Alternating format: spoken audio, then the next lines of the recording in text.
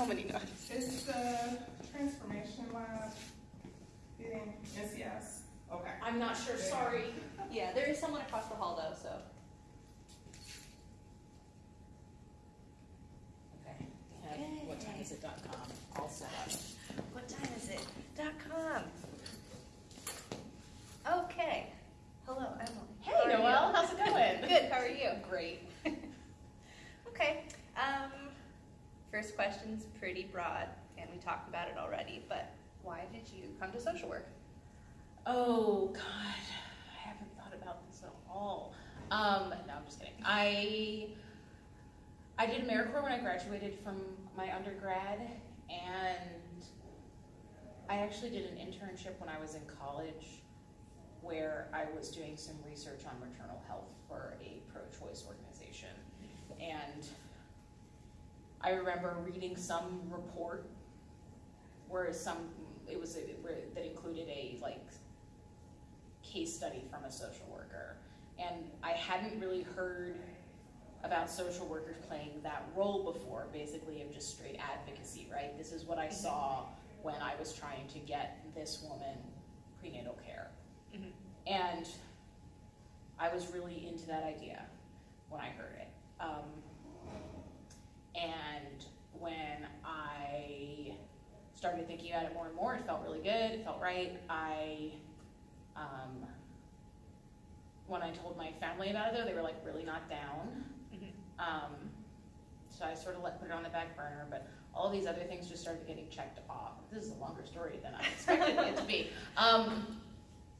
All of these other things started getting checked off. I thought I was going to go to law school. I definitely decided I didn't want to do that. Mm-hmm. Other stuff, and then I thought I was going to have to get a clerkship or an internship in some senator's office. I was a poli-sci major between my junior year and senior year, and I didn't just not get anything, I didn't get a response from anybody I reached out to. So I was like, okay, I had a nervous breakdown. That's not true. I got very overwhelmed, and I ended up working as a counselor at this girls leadership camp that I had been to as a kid, and that my mom was involved in, although actually not until later. My sister had gone to it. It was, I call it baby feminist indoctrination camp. It was all about sort of that intentional community and building a space that was very, very, intentional sort of in all parts of it. So in addition to being a camp counselor, there was a lot of other emotional intelligence work going into that, and I loved it. And then that ended up just sending me on into nonprofits and stuff, and then I realized I did want to be a social worker, and first my parents tried to get me to do law school and social work. That was a no. Then our compromise was that I was going to get public health and social work. Then I decided to go to Chicago, where that's not an option, so I'm now doing the graduate program in health administration and policy as sort of the final capitulation to what my parents really want me to do. And I'm probably going to drop it. So, what do you perceive as their problem with just social work without these additional things? I think that it's just that, so I can say flat out that my mom thinks I sound like an asshole even relaying this, but my mom thinks that it is a waste of my intelligence to only work with a single person at a time. And Shipper knows this because she's heard me say it 4 times already, because it's dug into my head, right? Yeah. I can't get it out of my head. That she has this sort of idea of me making some sort of big impact on the world and doesn't see clinical social work as the way that I'm going to be doing that. Has that, not pressure necessarily, but that seems like your mom has really high expectations, that she holds your intelligence in high regard. Has that always been? Yeah. Yeah, I felt like I was one of those. I'm sorry, I just noticed the door is open. I'm just gonna go. Okay. Check that really quickly because everyone else is gonna be what's going on in this room.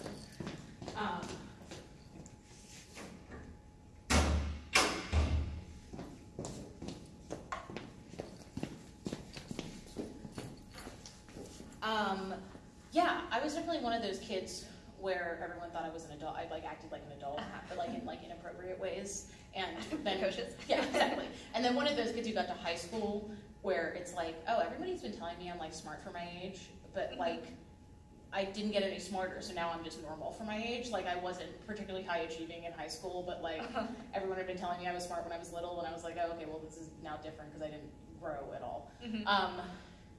But yeah, her entire goal going to college was just to get out of Avondale, Pennsylvania, where she grew up. And she didn't get to, her dad didn't let her stay, like sleep at college. Like, board is not the right word, I can't think of the word. Live in the dorms. Live in the dorms, Like, yeah. So she had to commute. And she is still unhappy about that. Like she is still, her dad was really controlling and a not great guy. So she was so stoked for me to like go to college and live at college. Like she was really, really stoked about that. And she is like clearly really stoked for me to go to grad school because she also didn't get to do that because she just wanted to be in the workforce so she could leave Pennsylvania as soon as possible. She didn't have the time, she didn't think it was worth it to stay there to get any sort of additional degree. So, yeah. So you're like taking on yes the responsibility of and all it's these like things. And my parents are paying for me to be here, so I feel an obligation to those expectations. But yeah, so that's kind of why I did social work. Those are all reasons why I shouldn't have done social work. So I didn't really answer the question. But it had been something that was in your head before, and then you tried alternative routes, and then it just still, it became clearer and clearer as I was doing work in nonprofits that this is what was going to work, that was what I wanted. I wanted to learn more about sort of like community dynamics as a way, and then how that is going to affect you as a counselor or a therapist. Like that's what I wanted to do. So that was really clear. And to like your mom's point, kind of, I feel like one thing that's really been hammered home the first half of this term is the way that like working with an individual is informed by larger structures, and you can work on like that larger structure scale, and it sounds like the community aspect of it is important with that with the camp and the kind of like intentional space making, because that, do you consider that like a really formative experience for like how you're thinking of things now? Yeah, definitely. And it was like a crash course in educating about race and class and all of this stuff, because the program was like a fancy, expensive summer program for like a lot of like white upper middle class families. But then we also had scholarship programs from a couple of like leadership magnet schools in New York. So there wasn't really anybody between those two experiences. And for a lot of times, this is like, for a lot of kids, this was the first time that they had really like, they were living with people who had a completely different life experience from them. And so like, we had to teach white kids that's like what actually is racist of stuff that they were doing, and we had to also sort of contend with respectability politics of like what happens when these girls go home and their parents are like, where did you learn to twerk, and then they get mad at us about that. That was like 8 weeks. Just that. What a time. There's a lot there. A lot to unpack there. Yes. But yeah, no, it was really, really good. I think it's one of the best favorite. I mean, like, it's not a job you can do all the time because it's you don't have any time off. You are living in the dorm. In the camp. You are like on call for like 24 hours a day. But that was what was good about it, I think. Yeah. What drove you to Chicago?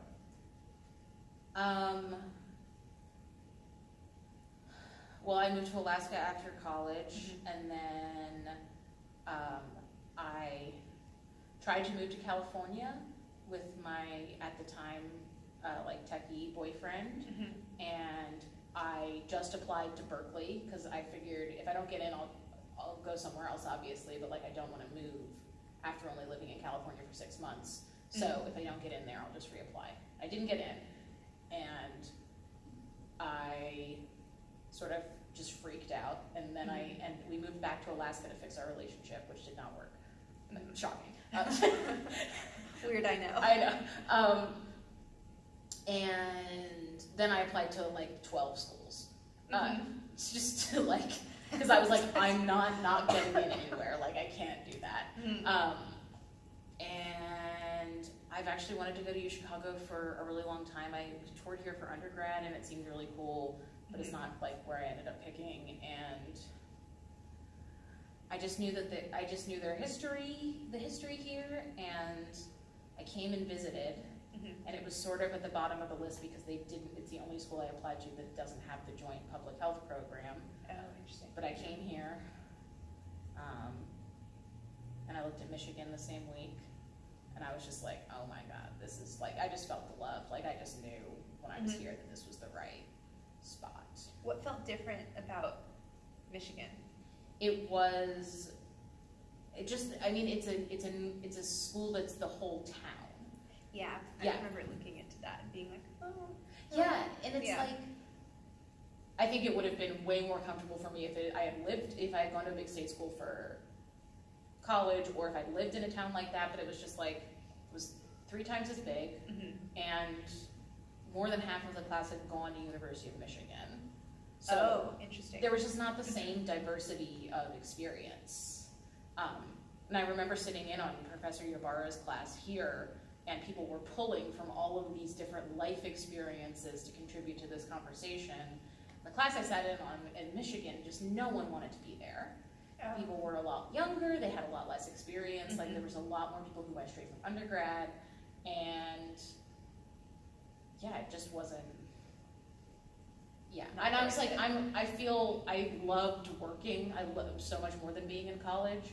So I think I wanted to be in the city because I sort of came here being like, I think that I'm here to live my life and to be going to school. I don't need school to be like every single thing. The whole bubble of the whole town. Yeah. Having that experience outside of it. Well, I'm really curious about your time in Alaska, and I know this is something we briefly touched on before that we wanted to talk about, but like moving, because from Pennsylvania, is that where you moved? Jersey? Yeah. You moved from Jersey to Alaska? Yeah. Well, I went to school in Connecticut, which was pretty close by, in Jersey, and then, I lived there. Yeah. What's prompted that big move? I had a emo, sad moment at a Death Cab for Cutie concert when I was 16. Relatable. I know. And I was just miserable and unhappy, and I was like, in just the way that you're the 16-year-old living in the suburbs, like, feels so sad, so oppressed. And I was just like, where can I go that's going to be totally different from all of this? And I just thought of Alaska. It just occurred to me. At 16? Yeah, and every time I thought about it after that, I liked the idea more. And I started telling everybody about it, sort of as a way to keep me accountable to following through. I had a friend who made like a lot of fun of me about it in college, and like kind of told me that it was like a really unhealthy escape fantasy. How did you feel about that? It was not a healthy relationship to begin with. But I was like, no, I'm actually going to do this. And then when I graduated, I had no dreams. So I was like, I guess I'll just move to Alaska. So I did AmeriCorps and had a whole, which was good because I had also a whole set of other people who also hadn't lived in Alaska before. They were all like lefty people my age, working in nonprofits, running away from some stress in the lower 48. And it was really good. It was really good. How long did you spend there? 4 years. 4 years. I lived with the same people, except for the 6 months in California. It's just kind of just got really bad. 4 years. I lived with the same people from my AmeriCorps program the whole time. It was great. Yeah, it was really good. I feel like that my best friend back home had a similar AmeriCorps experience where it was just like really good and community building, and like I feel like oftentimes it sends you out to places that are like smaller that you wouldn't have necessarily like chosen? I mean, you did choose Alaska on purpose, but like Yeah. sending you out to communities that really need help that aren't necessarily like top destinations for Yeah. touristy things. And I think the difference with for example, with the Peace Corps, I actually had friends, my good friends in Alaska who did AmeriCorps had met doing the Peace Corps in Guinea, and they just got sent there. Like, they don't get to pick, which is a crazy experience. I Pack can't up, even go imagine. to Guinea. Yeah, exactly. But yeah, no, I think that the way that our program was structured was really good. And I think that the thing about AmeriCorps, I'm like a big evangelist for it, that in the end, like, your experience really ends up depending upon how well the program is managed. But the way my program worked was that I didn't have enough hours at my site to fulfill what I needed to do. So you could fill them out with any other volunteering. You could count those as your hours. So I was basically getting paid and had this incentive to go out and be a part of my community in a lot of different ways. So we were always like cross-volunteering, right? So like any of us who had like a program or a project, we knew we had at least like 6 volunteers like who would definitely be there, right? So that was really good. I did a lot of time volunteering at other orgs. At their orgs, I like got trained to be a crisis line responder for the Rape Crisis Center when I ended up working there later. Like it feels like it did exactly what it was supposed to do, of sort of just forcing you into being part of the community. And kind of like grounding you Yeah. there. Like, here are other people who are interested in the same things. Here's Yeah. a community that like wants your help. But it's a total trip. Like, Anchorage is a really weird place Do tell. because it's 300,000 people, which seems big, but there's no sprawl, right? Yeah. There's 300,000 people and there's no suburbs. You drive north for 20 minutes and you're in the middle of nowhere. You drive south for 20 minutes and you're in the middle of nowhere. So like, it's a pretty small city. It is just kind of stuck in like, I would say like late 80s, early 90s. Yeah. Like, Yeah. with like just like, I think about living in Chicago, and it's like, if I wanted to work in an organization that was like just focused on using like weaving as a way to work with 14-year-old girls who have parents who are incarcerated, right? Like, that exists. Yeah. In Anchorage, oh, my phone is ringing. That's gonna be weird. Whatever, we got it on. In Anchorage, there is one homeless shelter. There is one domestic violence shelter. There is one community mental health center. Like, Oh wow. and that's it. There's like one LGBTQ advocacy organization, which I was really involved in because one of my roommates was working there. But they kind of had to shut their doors just because things got, like, they didn't have the funding to stay open, and like, it's, yeah, so that was really different. In some ways you felt like you were making a really big impact because, like, for a while I was the only person doing domestic violence prevention in the whole city. So like, that feels, oh, okay, I'm like really bringing something new to this city, but at the same time, I can't do that. Like, I can't prevent domestic violence in a 300,000 person city by myself. All on your back. With like $3 grand. Like, yes, that sounds great. yeah, Totally it's like, doable. it's not gonna work. So I think that me and my friend Billy, who we lived together, sort of had this realization of like, we could really like commit ourselves to Anchorage, and like, there is like an enormous like brain drain there. Like, there aren't a lot of college educated young people who end up staying in Anchorage. So like, we all have got job opportunities we never would have gotten in a bigger city. So we could like really commit ourselves to being leaders and like be in leadership in this community and like make this what we do, or we could move to a city where we're going to have so many more opportunities to be working sort of like on working in 2018 rather than working in 1998. Did other people that you worked with at AmeriCorps make a similar decision, or are there still people back there? There are a couple of people still back there, yeah. It's interesting, Billy and I was the first one to leave to go to California, but then I just took him back and moved back. Yeah.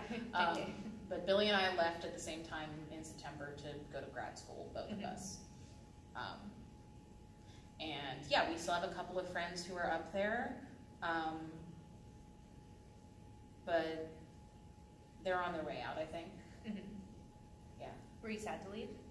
Yeah, it was really sad. It was really good. I had a very good setup. We had amazing friends. The summer is amazing. It's so fun. It's light all the time. There's all of these beautiful places. Best. I know, it's so nice because you lived in the north as well, right? Yeah. And there's nothing like it. It's like light at midnight, and you're like, cool, I'm just gonna bike home now. Yeah. Bye. It's really, really nice, and like it's. I wasn't super outdoorsy, but I did some cool stuff, and really the best part was just like sitting. We would go down to this town called Seward, sit in front of a fire, and like pop ourselves down at noon, and just like drink beer and cook on the fire and chill. Yeah. It was like it was the best. Yeah, that sounds perfect. But it's really far away from my family, which is a bummer. Which was probably initially why I moved there and was probably good. But yeah, that was hard, and winters were hard when it's dark all the time. And yeah, I think like I just wanted to, I was like, I know I need to live in a place. First of all, like I know that I want to go to a social work school that is not the one in Anchorage. And also, like, I want to live in a place where, like, the bands I like are going to come and tour, right? And, like... Where the people are. Yeah, exactly. So, I don't remember that was what Alaska was like. How do you feel like it, or did it change you? Yeah, I don't know if that's just a product of going from 22 to 26. But yeah, oh my gosh, I'm like so much. I really didn't know like what I was doing with myself when I was 22. You start to the like sort of demoralizing thing when you start having your first jobs is you realize that like, oh my god, people don't actually know what they're doing. Like you think that nobody knows. You think that it's this imposter syndrome, right? Like you think you're totally out of your depth. And then you realize, like, oh, a lot of people around me also don't really know what they're doing. So that was a big realization. Yes. No one knows. I mean, not to get too into detail, but, like, I didn't start dating until I left college. That, like, just totally changed, like, the way I see myself in the world. And that was a big revelation. Which also happened in Alaska. Yeah. Because that's where you were. Yeah, well, because, I just couldn't make it work in college. And when I moved to Alaska, I don't know, someone just made me go on Tinder, and, like, that was, like, it. I assumed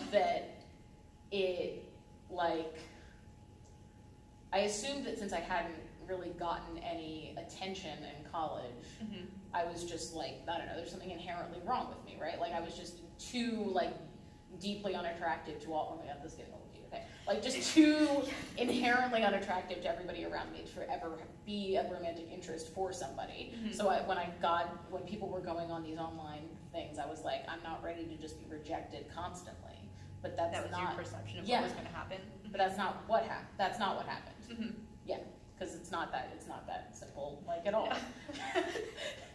But these things are really difficult to, you can like know in your head, but then like knowing in your heart, like those are different. I feel like you can tell yourself over and over again, but like you internalize weird shit.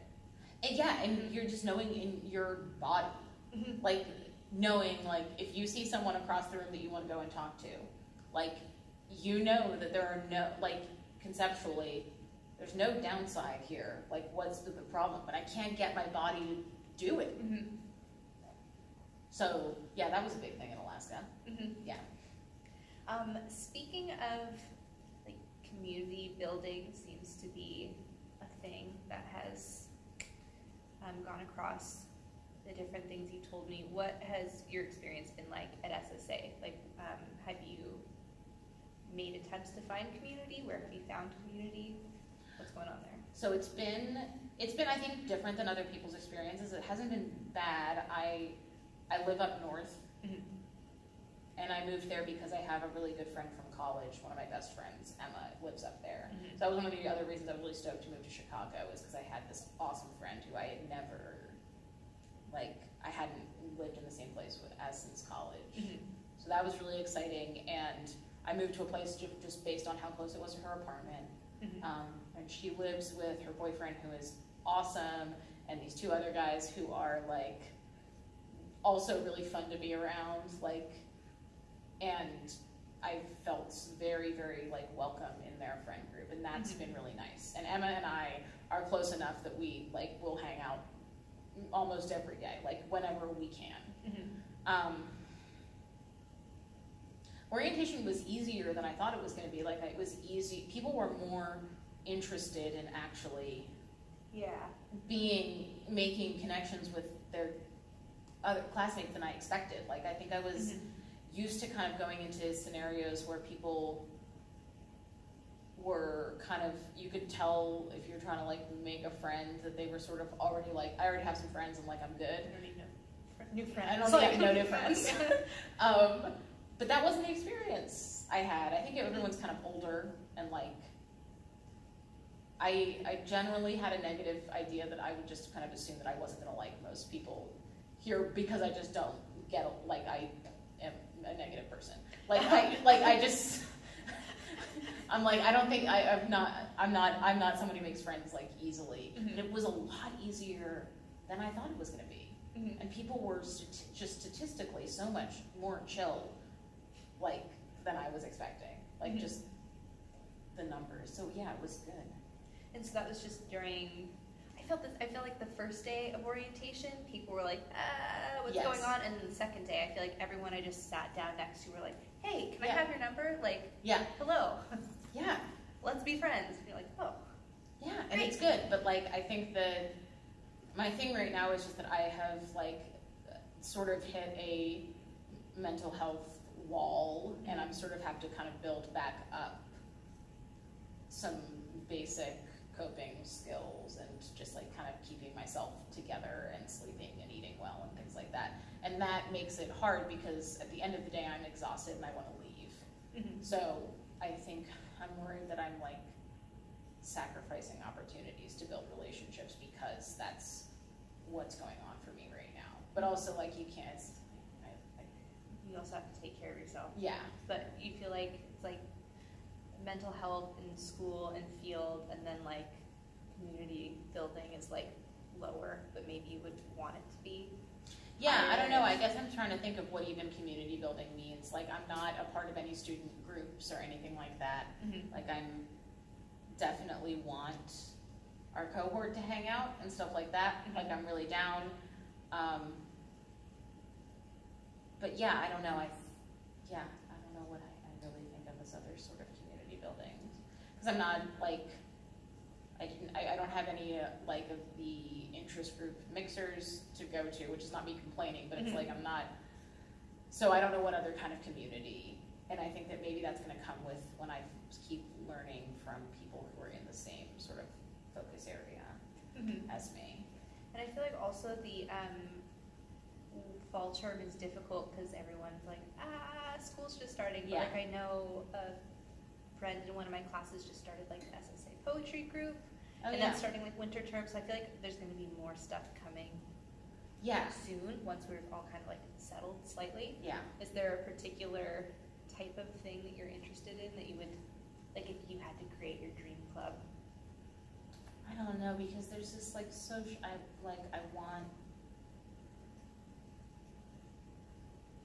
I feel there's so much obligation in our classes right now to, like, be, like, doing something that's, like, improving the world.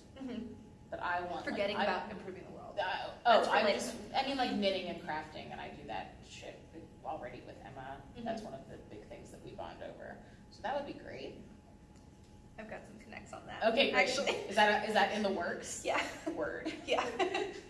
I'm glad to hear that. Yeah, I met a bunch of people at one of the mixers, and we were saying something about embroidery, and then we're like, oh, I like embroidery. Oh, I like knitting. I like sewing. And then we're like, oh, would it be good to, like, maybe get a group together together sometimes and just like sit and knit Yeah. and like maybe have some wine.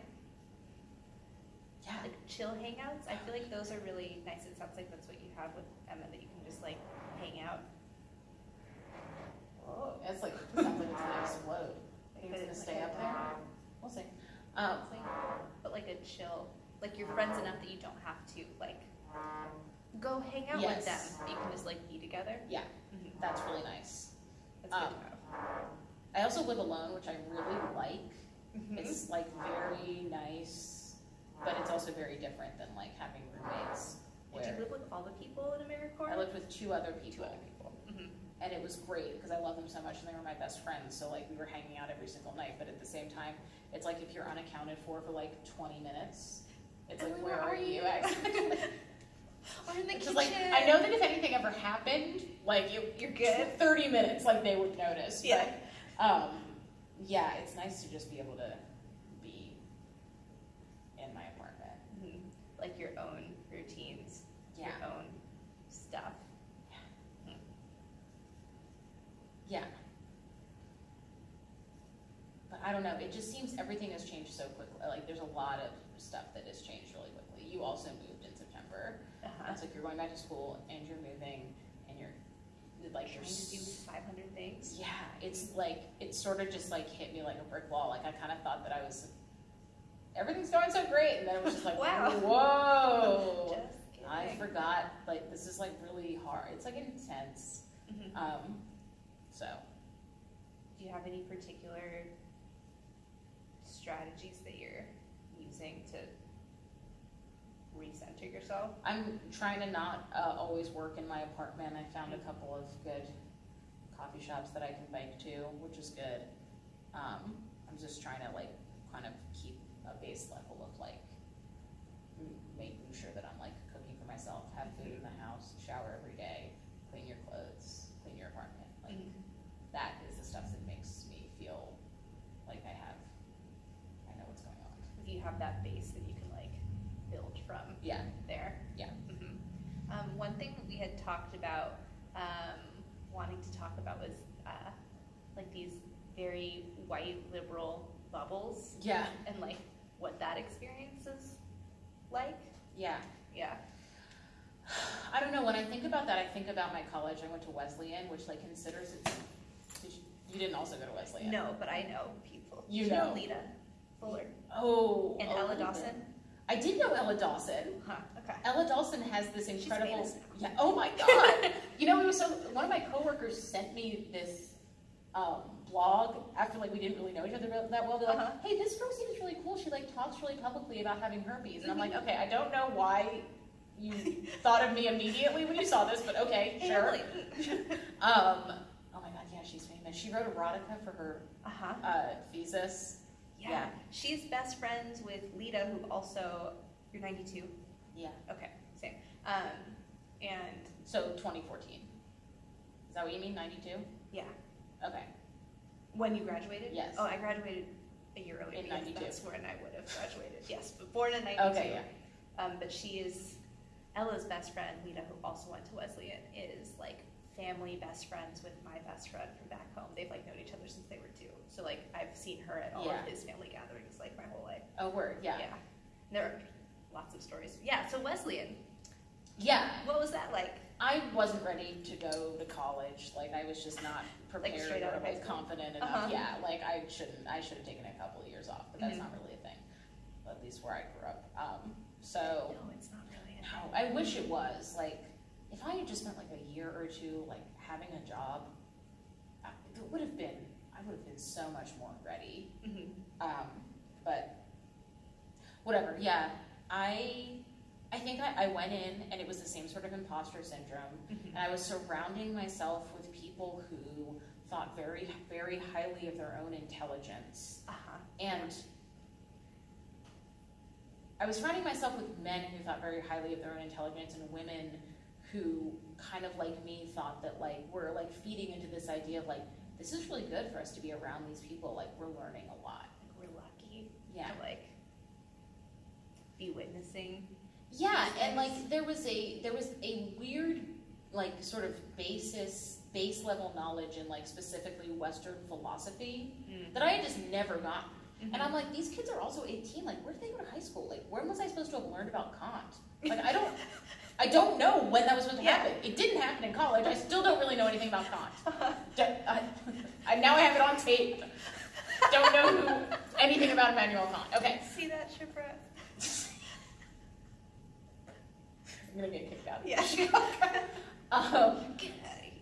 But I just felt immediately like I just do not fit in. Like, this isn't the right place for me. And I didn't, I was like, I think I was very depressed most of the time I was there. And I was a religion major, and the religion major was really good because it was very niche-y and it was something I was very interested in, and I really enjoyed that. So that was good, but it wasn't taken seriously. Oh, yeah. Like, by anybody. I had a similar experience. It's like you care a lot about this really small thing that feels like it's made a lot of personal difference to you, and everyone else is like, what? Like, what are you going to do with that major? Yeah, exactly. And I talked about this in Chipra's class one day when I was like sort of just like, I took constitutional law with my friend Danny, one of these men who, and it was with this professor who was like infamous, supposed to be so good, and it was supposed to be like a really hard class as well. And I took it with my friend Danny, who was like so into it. And there's just something about the way that like the thought worked in that class. It was just not clicking with me. It was like, obviously, based on this precedent, you would expect this outcome, and I would just always assume the other one. Like the things that were supposed to be sort of like really straightforward and linear for me just didn't work. So I was like, okay, I mean, this is a bummer and this has been hard, but this just means that I like not gonna want to go to law school. Like, this is just not what I want to do. And I told my friend Danny that, and I was like, I'm thinking like, I'm really sort of rethinking everything. Like, academia doesn't seem to be wanting to work for me. Like, I love baking, I love cooking. I think that might be what I need to do. Like, just something really, really different than what I've been preparing for here. And he told me that that was a waste of my considerable social and intellectual capital. I'll never forget it, because what an asshole way to say that, right? Yeah. Oh my God. It's a lot. It was a lot. And he asked, like, why don't you just become a nun at that point? Like, that was that guy? That was the nun. Okay, yeah. And I was right like, after that I don't understand. I'm like, I mean, I hope I want to have sex, like, eventually, but, like, also there's so many other reasons why. Was it like, implied that was the nun, reason why? Why I was going to become, no. Okay. I think it was because I was, like, still Catholic in college, and, like, the religion person. I was, like, everybody's, like, token Catholic friend. I was, like, talk about the liberal bubble, sort of, like, rounding it out. Adding some diversity. Yeah, exactly. To the bubble. How was, also grew up Catholic. Yeah. That was an interesting experience for me. What is, you referred to it in the past, are you still Catholic? I don't know, it's, I like